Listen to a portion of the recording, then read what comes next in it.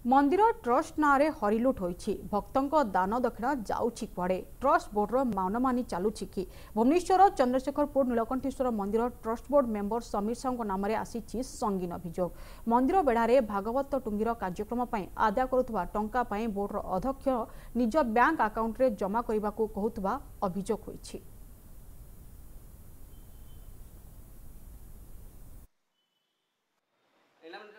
trust board वर्ष है दायित्व ना मंदिर कौन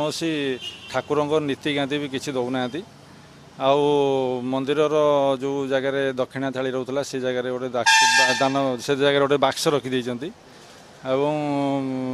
ठाकुर आमर दरमा पत्र किसी दौना आउ सब तो बंद कर आम आज्ञा बहुत दुख कष्ट दक्षिणा पत्र किए कौन आम हाथ को दौरान आम से नहीं ठाकुर नीतिकांति सब करुँ टंका देकी भक्ति करिया एथरे आसुना मो कहवा अर्थ जेहेतु गोटे ट्रस्ट बोर्ड गवर्नमेंट गठन करिसेंती तेणु ताहार किसी रूल रेगुलेशन